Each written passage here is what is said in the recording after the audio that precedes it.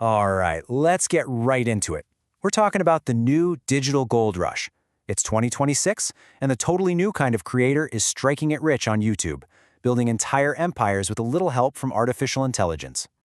You've definitely seen them. I mean, if you've been online at all lately, your feed is probably flooded with these AI animated stories.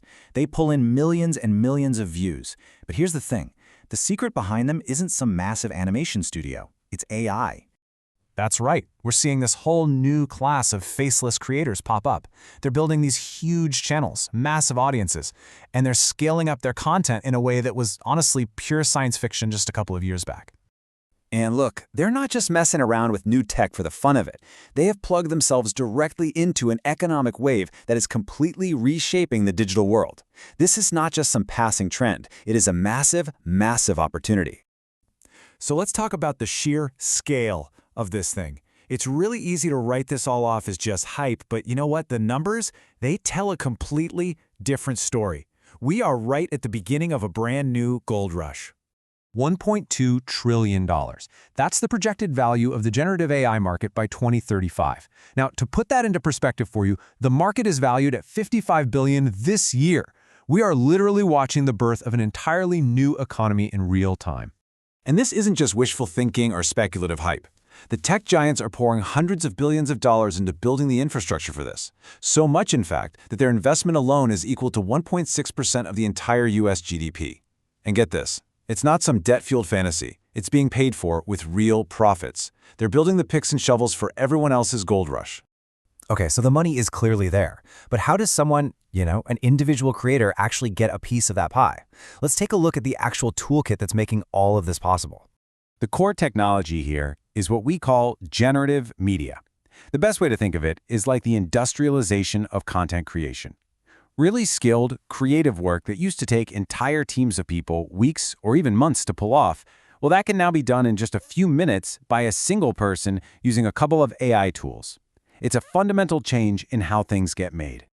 And this is basically the assembly line for modern content. What you're looking at is a simple, repeatable process that can turn pretty much anyone with an idea into a video producer.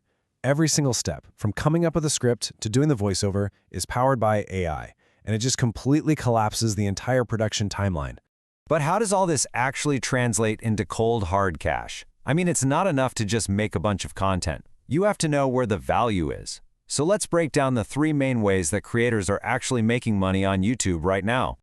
First up, chasing high CPMs. Now, CPM is just what advertisers are willing to pay for every 1,000 views on your video. And some niches, like finance, where you're maybe covering AI-driven stock picks, or personal productivity with AI-powered habit trackers, those attract the big spending advertisers. That means the same number of views can earn you way more money. It really comes down to the quality of your audience, not just the quantity. So the second model is all about affiliate income. Instead of just relying on ads, you earn a commission when your audience actually buys the products you're talking about. So in niches like B2B tech or HR automation, you're reviewing software that businesses pay thousands of dollars for. A single referral could be worth more than thousands of ad views. And a lot of the time, it's a recurring commission, meaning you get paid every single month. And finally, we've got two different paths that kind of go together. One is just pure volume. Think of those faceless storytelling channels. They use AI to pump out animated horror stories or motivational videos, and they trade lower ad rates for just millions upon millions of views. And the other path? High-value services. You use these same AI skills to create custom videos for businesses, and you can charge anywhere from $50 to $500 per minute. But hang on, it is not as simple as just hitting a generate button and watching the money roll in. Before you dive in, there is a super critical reality check we need to talk about: the rules of the road. YouTube has drawn a very clear line in the sand. Low-effort, repetitive, or mass-produced videos are officially at risk. The message could not be clearer. If you're just automating for the sake of automating, you are going to get penalized. This gold rush has rules. So what's the actual difference between content that makes money and stuff that's just, well, spam? It all boils down to human value. The key here isn't just automation. It's what we call augmented creativity. You have to be the creative director. You have to use AI to enhance your own unique insights and your own thoughtful editing, not just to operate a machine. You are the key ingredient. And that brings us to the giant legal elephant in the room: copyright. Who actually owns this stuff? Well, the general rule that's emerging is this: ownership follows creativity. The more you curate, direct, and refine what the AI is doing, the stronger your copyright claim is.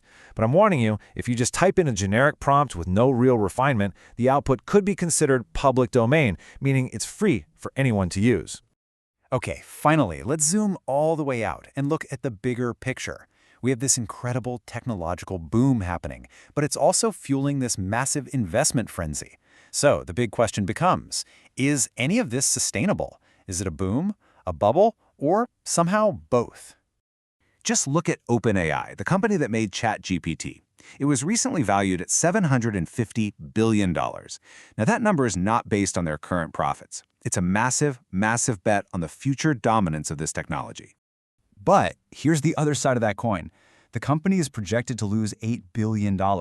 This huge disconnect, a sky-high valuation paired with massive losses, is a classic sign of a market that's running on pure hype and promises about the future. And you know, this isn't some new pattern we've never seen before. History is just filled with examples of groundbreaking technologies, like railways or the internet, that sparked incredible hype and, you guessed it, massive investment bubbles. Yeah, those technologies did change the world, but not before a lot of investors lost their shirts when the market finally corrected itself. So we are left with the one critical question. Is this the foundation of a brand new digital economy, or is it the next dot-com crash waiting to happen?